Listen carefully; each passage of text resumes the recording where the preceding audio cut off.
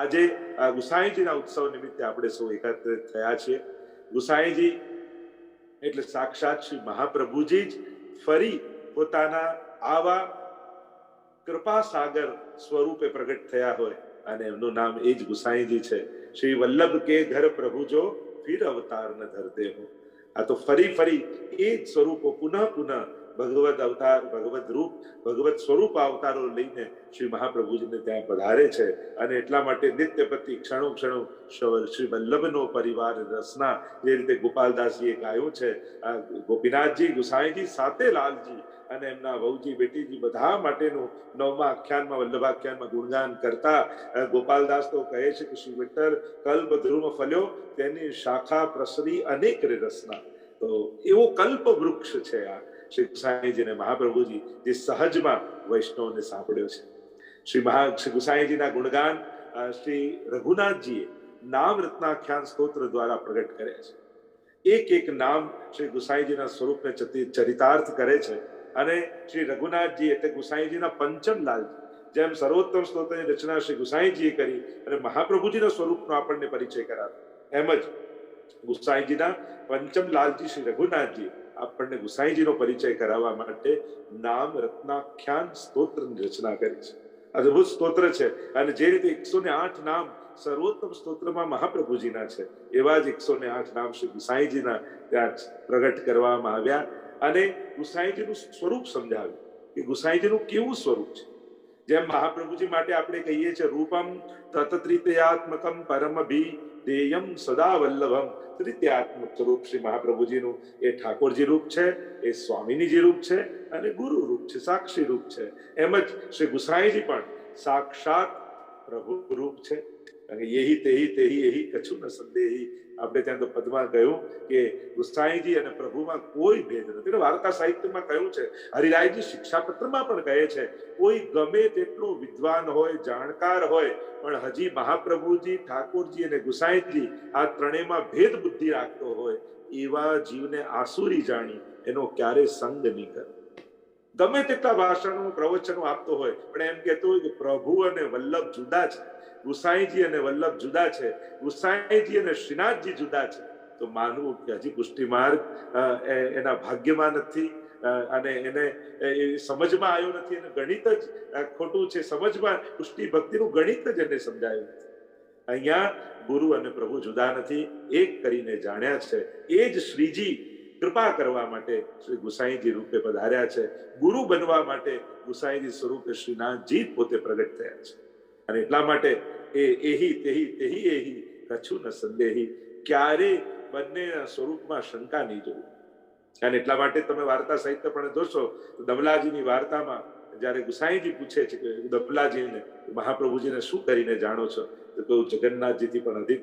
એ રીતે છેલ્લી વાર્તામાં પૂછ્યું દમલાજીની વાર્તામાં કે મહાપ્રભુજી દમલાજીને પૂછે છે કે તમે ગુસાઈજીને શું કરીને જાણો છો, ત્યારે કહું આપના પુત્ર. ત્યારે મહાપ્રભુજી કહું નહીં, મેરે પુત્ર નહીં, મેરો હી સ્વરૂપ કરકે જાને. वो माરું જ સ્વરૂપ છે, એવો ભાવ રાખજો. એ રીતે જ જેમ 84 વૈષ્ણવમાં પહેલી વાર્તા એ દમલાજીની છે, એમ 252ની વાર્તા પહેલી વાર્તા નાગજી ભટ્ટની છે. અને નાગજી ભટ્ટ એ પણ એવા જ અનન્ય, જેમ મહાપ્રભુજીમાં દમલાજીનો ભાવ હતો, એવો જ ભાવ નાગજી ભટ્ટને ગુસાઈજીમાં હતો. જેમ મહાપ્રભુજી ગોદમાં પડ્યા હતા, છમ છમ છમ છમ કરતા શ્રીનાથજી પધારી રહ્યા હતા અને હાથ ઊંચો કરી શ્રીનાથજી બાબાને રોકી દીધા. શ્રી વલ્લભમાં પ્રીતિ અધિક બતાવી. એમ જ ગુસાઈજીએ પણ જયારે શ્રીનાથજીની સેવામાં નાગજી ભટ્ટને રાખ્યા, ત્યારે સેવા કરતા કરતા શ્રીનાથજીની આંખમાંથી અશ્રુધારા વહે, ન રહેવાયું. ત્યારે ગુસાઈજીને પત્ર લખ્યો છે કે હું તો સરોવરમાં તાજા ખીલેલા કમળની રસ લેવા માટે ભમરો બનીને આવ્યો હતો, અને એ ભમરો કોઈ સોનાના કમળમાં ભીડાઈ જાય એવી દશા મારી છે. કારણ કે શ્રીનાથજી બાબા એ તો સોનાનું કમળ છે, અને હે ગુસાઈજી આપ તો તાજું ખીલેલું કમળ છો. તો મને તો આપના ચરણોની સેવામાં અનુરાગ છે, મારે તો આપની ચરણની સેવા કરવી છે. તો જેવો દમલાજીને શ્રી વલ્લભમાં ભાવ છે, એવો જ નાગજી ભટ્ટને શ્રી ગુસાઈજીમાં ભાવ છે. એક એક એક એક વાર્તા પ્રસંગો તમે 252ની વાર્તાના જુઓ. ગુસાઈજી પાસે કેવા કેવા જીવો આવે. એટલે ગોપાલદાસજી તો ગુણ ગાતા થાકતા નથી. પ્રગટ્યા પરમ જગતી તલ ઉદ્ધાર કરવા, પ્રગટ્યા પરમ દયા. અવતારો તો અનેક થયા, પણ અબજો ભઈ સો કબહુ ન ભઈ. આવું સ્વરૂપ, આવું કૃપામય સ્વરૂપ લઈ તો પ્રભુ ક્યારે નહોતા પધારે. અને અનેક અનેક ગુસાઈજીના ચરિત્રનું વર્ણન કરતા ગોપાલદાસજી તો કેટલું વર્ણન. નિસ્સાધન જનહિત કરવા શ્રીનાથ વિઠ્ઠલ આવ્યા. નિસ્સાધન જનોનો ઉદ્ધાર કરવા માટે ગુસાઈજી પધાર્યા છે. ગુસાઈજીના એક એક ચરિત્રમાં જુઓ, ગુસાઈજીની ચરિત્રની શ્રેષ્ઠતા એ છે કે મોટા મોટા એ સમયના રાજા મહારાજાઓ પણ આપણા શરણે આવ્યા, અને ઝૂંપડામાં રહેતા નિષ્કંચન જીવ, જેને 2 ટંક ભોજનની પણ વ્યવસ્થા ના હોય, એવા જીવ પણ શરણે આવ્યા. અને ગુસાઈજી રાજા મહારાજાઓને પણ પ્રભુની સેવા પધરાવી, અને જેની પાસે કાંઈ નહોતું એને પણ ઠાકોરજી ઘરે પધરાવી માલામાલ કરી દીધા. યશોદાજીનું સૌભાગ્ય એના કપાલ પર લખી દીધું, બ્રજભક્તોનું સુખ એના સૌભાગ્યમાં લખી દીધું. વિચાર કરો, શ્રી ગુસાઈજી પ્રભુચરણની દયાળુતા અને કૃપાલુતાનું આ જ મોટું પ્રમાણ છે. જે જીવ જાતિ હોય કોઈ રે, તેને તત્ક્ષણ સર્વે સુખ હોય રે. જેને શ્રી વિઠ્ઠલનાથ વિચારે રે, તેને પ્રગટ પદાર્થ ચારે. શ્રી ગુસાઈજી કૃપા કરે. અરે જે જીવ જાતિ, રાજા મહારાજા મનુષ્ય તો ઠીક, પશુ પંખીઓ પર પણ કેવી કૃપા. 252 ની વાર્તામાં વાંચો તો આપણે કઈ 252 વૈષ્ણવની વાર્તા, ભગવતીઓની વાર્તા, એમાં કેવલ મનુષ્ય જ હોય એવું નથી. એમાં કબૂતર કબૂતરી પણ છે, હંસ હંસી પણ છે. આવા જીવો જે મનુષ્યથી ઇતર જીવો છે, એમના પર પણ કેવી કૃપા શ્રી ગુસાઈજી પ્રભુચરણને કરી કે જે જડ બુદ્ધિ કહેવાય. પશુ પંખીમાં વિવેક બુદ્ધિ ન હોય, પણ એને પણ વૈષ્ણવી બુદ્ધિનું દાન શ્રી ગુસાઈજી પ્રભુચરણ કરે છે. ગુસાઈજીની કૃપાલુતા એ જ છે, સંજોગો નથી બદલતા, સમજણ બદલી દે છે. અને જયારે માણસની સમજણ બદલાઈ જાય ને, તો ઝૂંપડામાં પણ રાજાની કુમારીની જેમ રહી શકે. અને સમજણ નબળી હોય તો મહેલમાં રહેનારો રાજા પણ ભિક્ષુકની જેમ માંગતો કરતો. ગુરુની કૃપા એ જ છે, ગુરુ પરિસ્થિતિ નથી બદલતો, ગુરુ મનસ્થિતિ બદલે છે. ગુરુ સંજોગો નથી બદલતો, ગુરુ સમજણ બદલે છે. અને એમાં જેની પરમ કૃપાલુતા છુપાયેલી છે. આશીર્વાદ આપી લૌકિક સાધનો આપવા એ સાધારણ વ્યક્તિનું, સાધારણ ગુરુનું કામ છે. પણ જે અલૌકિક સમૃદ્ધિથી આપણને સમૃદ્ધ બનાવી, જે આપણા સૌભાગ્યમાં પ્રભુનું સુખ લખી દે.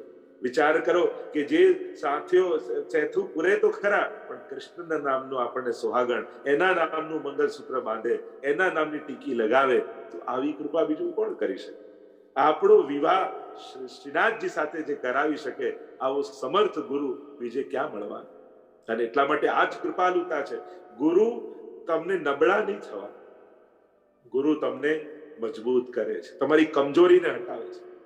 એટલે પેલું કહેતા ને, 2 બાજ પક્ષી હતા એક પારધી પાસે, અને એક એટલું તેજ ઉડતું, એક ડાળ છોડતું.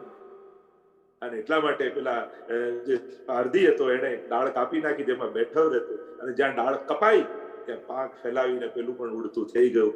એને ગતિનું ભાન આવ્યું, એને એના શક્તિનું ભાન આવ્યું, અને પેલાની જેમ આ પણ ઉડતું થઈ ગયું. એમ ઘણી વાર ગુરુ આપણી કમ્ફર્ટ ઝોનની ડાળ કાપે છે, પણ એ આપણને શ્રમ આપવાની, તકલીફ આપવાની, આપણા સામર્થ્યનું આપણને જ્ઞાન કરાવવા માટે.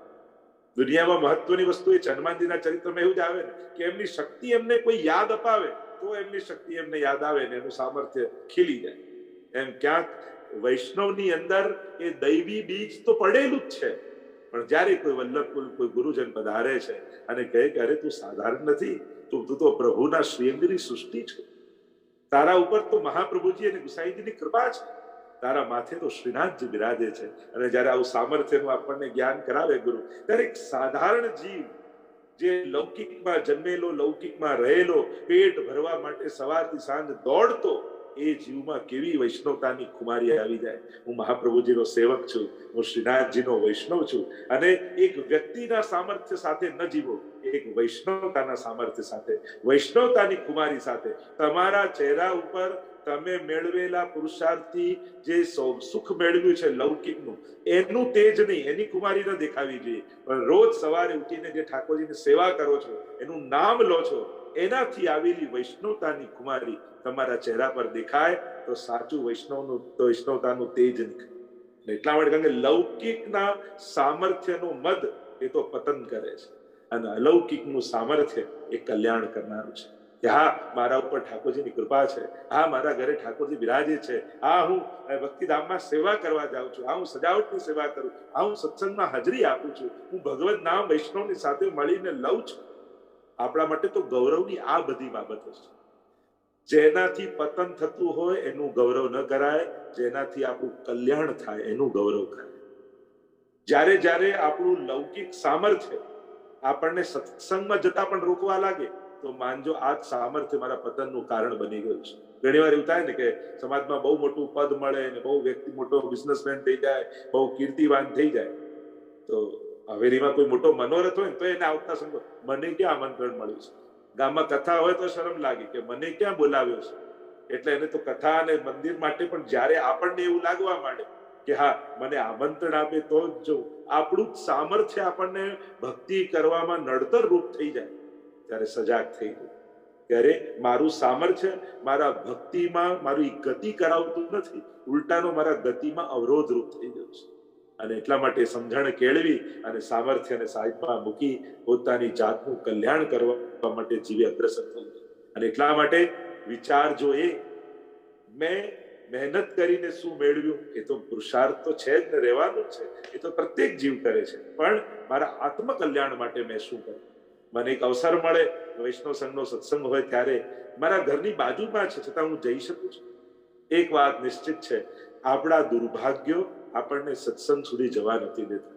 આપણા દોષ અને આપણા અપરાધો પ્રભુની સન્મુખ આપણને થવા નથી દેતા. અને એટલા માટે જ્યારે પણ શ્રીજીની સન્મુખ થવામાં આપણને કાંઈ પણ નડતર રૂપ લાગે તો માનું કે ના મારામાં જ કંઈક ભૂલ છે, મારે રોકાવું નથી, મને અવસર મળે છે તો મારે પ્રભુ સન્મુખ પહોંચવું છે, મારે સત્સંગમાં પહોંચવું છે. દુનિયાના કહેવાથી આપણે કોઈ લૌકિક કામ છોડીએ છીએ.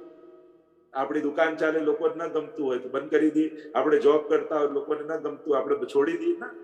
ક્યારે પણ સંસારી વ્યક્તિના કહેવાથી સાંસારિક કાર્યો મુકતા નથી, તો કોઈ સંસારના વ્યક્તિના કહેવાથી આપણું અલૌકિક કેમ છોડી દેવું? અને એટલા માટે જ્યારે આવા સૌભાગ્યના અવસર મળે તો અચૂક તકો ઝડપી લેવા જોઈએ. જો અવસર બેર નહીં આવે, આપણને એમ લાગે કે હમણાંની 5 વર્ષ પછી કરીશું, બાળકો મોટા થઈ જાય પછી કરીશું, તો બાળકો મોટા થઈ જાય ત્યારે તમે ગરડા નહીં થઈ જાવ, એ તો ભૂલી જ જઈએ છીએ આપણે. ઘણી વાર આ લોકો રાહ જોતા કે બાળકો મોટા થઈ જાય પછી પોતે એટલું થોડી રહેવાનું, આપણે સમય ગરડા થઈ જઈશું, આપણે પછી નહીં જઈ શકીએ. અને એટલા માટે આ જે થયું એ આપણું, કાલે થશે કે નહીં કોણ જાણે. આજે હું કરી શક્યો એ વાતો મને આનંદ છે. બસ આપણે તો એમાં જ માનવાનું કે આજે અવસર હતો મેં ઝડપી લીધો, તક મળી હતી ઝડપી લીધી, અને તક જતી રહેશે તો કેમે કરીને પાછી આવવાની. આજનો લાભ ચૂકી ગયા એ ગયો જ, કાલે નવો કદાચ ભલે લઈ શકશો પણ આજનો તો ગયો જ. અને એટલા માટે જો ગુસાઈજી પ્રભુચરણની જે વાત કરી રહ્યા છે, ગુસાઈજી લૌકિક નથી આપતા, અને લૌકિક આપે છે તો એ પણ અલૌકિક સાધનારું હોય છે. તો જ આપણું ધન આવા કોઈ મંદિર, કોઈ આવા સંસ્થા કે મનોરથોમાં વિનિયોગ થાય. કારણ જો ગુસાઈજીની કૃપાથી મળી, પુણ્યથી પ્રાપ્ત કર્યું હોય તો જ પુણ્ય કાર્યોમાં ખર્ચી શકાય, નહીં તો આ છૂટતું નથી. જો તમે સત્કાર્યમાં ખર્ચી ન શકો ને બધું મૂકીને જાઓ તો માનજો કે તમારા ભાગ્યનું આ હતું જ નહીં, છોકરાઓનું હતું, તમારા થકી તમે મૂકીને ગયા. તમારું હશે તો તમારા કલ્યાણમાં તમારા હાથે જ વપરાશે. અને એટલા માટે વપરાય એના માટે એ બધું આપણું મૂકી ગયા, એ બીજાનું જ હતું, આપણું હતું જ. અને એટલા માટે અવસર મળે તો છૂટવો નહીં. શ્રી ગુસાઈજી પ્રભુચરણનો આ ઉત્સવ પુષ્ટિ માર્ગમાં સૌથી મોટા ઉત્સવમાંનો એક ઉત્સવ છે. કારણ કે શ્રી ગુસાઈજી પ્રભુચરણનો આ ઉત્સવ એ તો સ્વયં શ્રીનાથજી બાબાએ મનાવ્યો છે. આપણે ત્યાં વલ્લભપુરના ઉત્સવ મનાવવાની પરંપરા જ ગુસાઈજીના ઉત્સવથી શરૂ થઈ. એટલે સમસ્ત વલ્લભપુરના ઉત્સવો પ્રત્યેક હવેલીમાં મનાવવામાં આવતા હોય છે. કારણ કે આ ઈચ્છા સ્વયં ગુસાઈજી કહીએ. આ બધા જાણો છો એમ જલેબી ઉત્સવના નામથી પ્રસિદ્ધ છે, પણ ગુસાઈજીના ઉત્સવને ગુસાઈજીનો જ ઉત્સવ કહેવો. આપણે જલેબી ઉત્સવ કરીને ગુસાઈજીનું નામ જ ભૂલી જઈએ અને જલેબી યાદ રાખીએ. અને ઘણી વાર તો ગુસાઈજીના ઉત્સવના પત્રિકામાં પણ એવું હોય, ગુસાઈજીનો ફોટો ના હોય, જલેબીનો ફોટો. તો એટલી હદ સુધી પણ આપણે આગળ ના જતી રહીએ કે જલેબી યાદ રાખી ગુસાઈજી ભૂલી જઈએ. અને ગુસાઈજીને આનંદ આપવા શ્રી શ્રીનાથજી બાબાએ આ જલેબી ઉત્સવ ઉજવ્યો હતો. અને એટલા માટે આ બધું ગુસાઈજીને કારણે છે. એટલે ગુસાઈજીને ક્ષણવાર પણ ભૂલી ન શકાય. સાયં કુંજાલય સ્થાસનો ઉપવિલસત સ્વર્ણ પાત્રમ સુધૌતમ રાજદ્યગ્નોપવિતમ પરિતનુ વસનમ ગૌરમમ ભોજવક્ત્રમ પ્રાણાનાયમ વિનાશાપુટ નિહિતકરમ કર્ણરાજત વિમુક્તમ વંદે ધોન મિલિતાક્ષમ મૃગમદ તિલકમ શ્રી વિઠ્ઠલેશમ સુકેશમ. શ્રી ગુસાઈજીનું ધ્યાન આપણે બોલતા હોઈએ છીએ. કેવા ગુસાઈજી પ્રભુ ચરણ છે જે સંધ્યા વંદન કરી રહ્યા છે. મહાપ્રભુજીનું નામ જ કર્મ માર્ગ પ્રવર્તક છે. અને ગુસાઈજી પ્રભુ ચરણે તો કેવા કેવા જીવો ઉપર કૃપા કરી છે. છેક રાજકા જે જોડિયા જે ઊંચા ને નાર વલ્લભાખ્યાનમાં કહ્યું રાજા મહારાજાઓ એ સમયના બધા જ ગુસાઈજીને નતમસ્તક થઈ ગયા. સ્વયં અકબર બાદશાહ જે ન્યાય માટે બહુ પ્રસિદ્ધ હતો, એનાથી જયારે ન્યાય ન થયો ત્યારે ગુસાઈજીને પધરાવ્યા હતા. અને ત્યારે ન્યાયાધીશનો વેશ ધારણ કરીને ગુસાઈજી ત્યાં પધાર્યા હતા. એટલે ગુસાઈજીનું ત્યારે તમે જયારે ચિત્ર જુઓ છો તો આમ જામો પહેરેલો ગુસાઈજી હોય છે. એ ચિત્ર એ ન્યાયાધીશ જયારે ગુસાઈજી બન્યા અને ન્યાય કરવા માટે પધાર્યા ત્યારનું એ ચિત્ર છે. બાકી ગુસાઈજી પ્રભુ ચરણ તો નાસાપુટ નિહિત કરમ કર્ણ રાવણ એટલે શ્વેત ધોતી ઉપરણા ધારણ કરી સુંદર કસ્તોરીનો ત્રિલક મસ્તક પર જળજળાટ થઈ રહ્યું છે. અને એવા શ્યામ સ્વરૂપ શ્રી ગુસાઈજી એવા શોભે છે. તો આખું મૂળ સ્વરૂપ તો એવું છે. અને એવા ગુસાઈજી પ્રભુ ચરણ જે પરમ દયાળુ છે. અને પરમ દયાલુતા કોઈને દુખીને મદદ કરવી એમાં દયાલુતા નથી. તો દયા તો બધાની અંદર. પરમ દયાલુતા તો શું છે કે આવા હજારો દોષોથી ભરેલો જીવ અનંત જન્મોથી વિખૂટો પડ્યો હતો અને એના ઉપર દયા કરી શ્રી ગુસાઈજીએ એનો ફરી પ્રભુ સાથે સંબંધ કરાવી એના માટે શ્રીજી પધરાવી દીધા. સૌથી મોટી કૃપાલુતા તો આ છે. એટલે તો મહાપ્રભુજીનું નામ અદેય દાન દક્ષશ્ચ મહોદાર.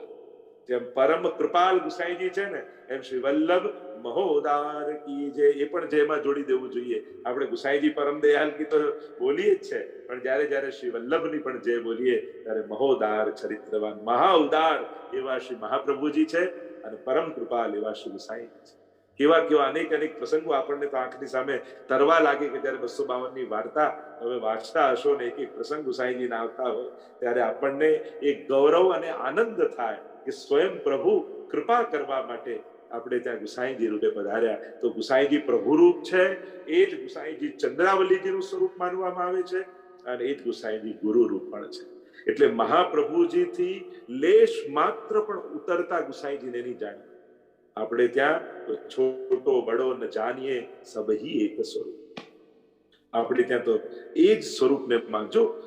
જ્યાં આપણો ભાવહીન થાય છે ત્યાં નુકસાન આપણને થાય છે. અને એટલા માટે દરેક વ્યક્તિ વસ્તુ સ્થાન સ્વરૂપો એ બધાના મૂલ્યાંકન કરવાનું સામર્થ્ય આપણામાં નથી. લોકો પ્રભુના સ્વરૂપમાં પણ મૂલ્યાંકન આ કેટલું પ્રભાવશાળી, ના કેટલું ચમત્કારી, ના કેટલું છે.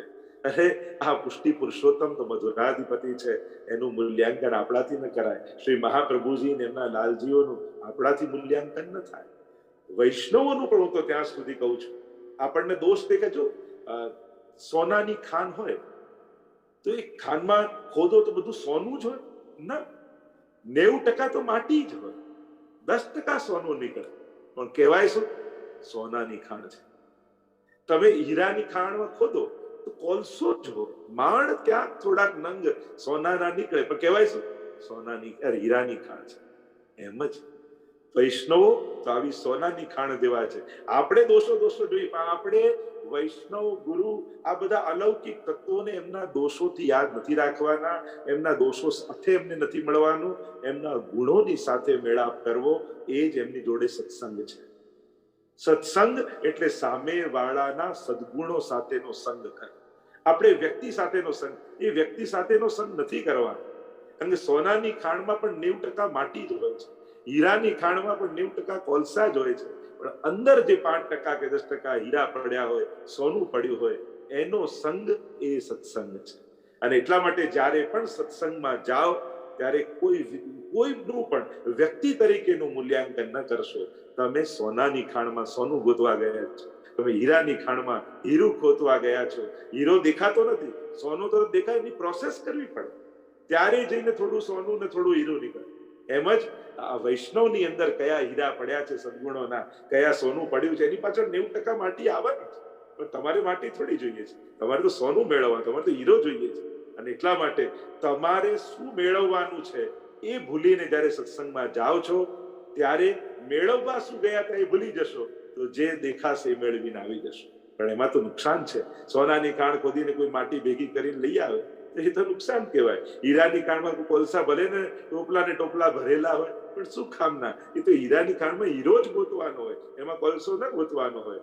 એમ જ સત્સંગમાં સદગુણો શોધવાના હોય, એની ભીતર ભરેલા ભાવના હીરાને શોધવાના હોય. જો આની અંદર કેવી નિષ્ઠા છે, આ કીર્તન કેટલા સરસ ગાય છે, આ સજાવટ કેટલી સારી કરે છે, આ વાંચન કેટલું સરસ કરે છે, આ વલ્લભની સેવા કેટલી કરે છે, આ પ્રભુના શૃંગાર કેવા સુંદર કરે છે. આ ગુણ દ્રષ્ટિ લઈને જ્યારે સત્સંગમાં જઈશું ત્યારે આપણને અનેક હીરાઓ દેખાશે, અનેક સોનું દેખાશે, અને એ જ્યારે લઈને આવીશું ત્યારે ખરેખર માલામાલ થઈ જઈશું, ત્યારે ખરેખર ધનવાન બની જઈશું. ધર્મ હિ તે પાયો યદ. જે સામેવાળાની અંદર ધર્મ છે અને એ જ્યારે ધર્મ લઈને આવો છો ત્યારે પાયો યહ ધન. મેં આની ભીતરથી ધર્મનું ધન પાયું. આ ભાવ સત્સંગનો ભાવ છે, અને આવા ભાવ લઈને આપણને ગુસાઈજી એ દ્રષ્ટિકોણ આપણને આપે છે. એવી કૃપા, ગુરુ કૃપા થાય એટલે દોષ દર્શન બંધ થઈ જાય. કારણ કે એટલે તો મહાપ્રભુજી પાસે આપણે આંખો માંગીએ છે ને, અજ્ઞાન તિમિરાંધસ્ય જ્ઞાનાંજન શલાકયા. આપણી તો આંધળી આંખો છે, ન જોવાનું જુએ એ તો અંધ છે, જે બધે કાળું જ જુએ અંધ છે. અંધ વ્યક્તિને બધે અંધારું જ દેખાય, એમ જેને બધે કાળું દેખાતું હોય એ તો અંધ છે. પણ મહાપ્રભુજી પાસે જ્ઞાનનું, કૃપાનું અંજન લઈને જેને આંખોમાં આંજી લીધું છે, એને આધિદૈવિકતાના દર્શન થાય છે, એને અલૌકિકતાના દર્શન થાય છે. એટલે સત્સંગ કરી જો દ્રષ્ટિ અલૌકિક ન થાય તો શેનો સત્સંગ? પછી તો વાંચન કહી શકાય અને સત્સંગ ન કહી શકાય. સત્સંગ દ્વારા તો દ્રષ્ટિ અલૌકિક બની જાય, ગુરુ કૃપા થાય. એટલે જ આપણે ત્યાં ગુરુ કૃપાનું વિશેષ મહાત્મ્ય કહીએ છીએ કે જો ગુરુ કૃપા થાય તો આ જગત એ આધિદૈવિક રૂપે ભગવદ લીલાની ભૂમિ દેખાય, અને આધિદૈવિકતામાં પ્રવેશ આપણો થાય. એ બહુ જ મહત્વનું વાત છે. કારણ કે આ જન્મ વૈષ્ણવનો દેહ મળ્યો છે, અને જો એ પરમ રસને ચાખીને ન ગયા તો પાછો ફેરો ધક્કો ખાવો પડશે. અને એટલે જ મહાપ્રભુજી ભગવદી વાદી કહે છે કે વિદ્યમાન આનંદ તજી ચલત ક્યો અપાથે, જય જય શ્રી વલ્લભ પ્રભુ વિઠ્ઠલે સાથે. આ તો વિદ્યમાન પ્રગટ આનંદ છે, આ માર્ગ જ આનંદનો છે. અને આ આનંદના માર્ગમાં આવીને પણ જો ક્લેશ પામ્યા તો ફરી ફરી વિચાર કરવો પડશે, મારી સમજણમાં એવી કઈ ભૂલ છે કે મને ક્લેશ થાય. એ તો આ તો માર્ગ જ આનંદનો છે. બસ ગુરુ કૃપા, વલ્લભની કૃપાને માંગજો. એ જ્યારે અંજન આંજશે, કારણ કે નાનું બાળક હોય ને એને કાજળ લગાવી કેવો સુંદર લાગવા લાગે, એમ જ જેના આંખ ઉપર શ્રી વલ્લભની ચરણ રજ એનું જ્ઞાનનું ભાવનું અંજન લાગી ગયું છે, એની તો આંખો જ એટલે જ કહ્યું ને કે બસંત જીએ જાકે તાકી રીત પ્રીત છબી ન્યાય. જેના હૃદયમાં ઠાકોરજી વસ્યા હોય એની રીત પ્રીત છબી બધી જુદી થઈ જાય, એની આંખો કંઈક જુદી થઈ જાય, એનું હાસ્ય કંઈક જુદું થઈ જાય, એનું સ્વરૂપ કંઈક જુદું થઈ જાય. તમને જોઈ લોકોને વ્રજભક્તો યાદ આવે, તમને જોઈ લોકોને 84-252 વૈષ્ણવ યાદ આવે, ત્યારે માનજો કે હા, હવે કઈ મહાપ્રભુજીની કૃપા થઈ રહી છે. અરે આપણી અંદર એ ગુણો તો પછીની વાત, કેવલ આપણો વેશ જોઈને પણ કોઈને વૈષ્ણવતાનું યાદ આવે તો એ બહુ મોટી વાત છે.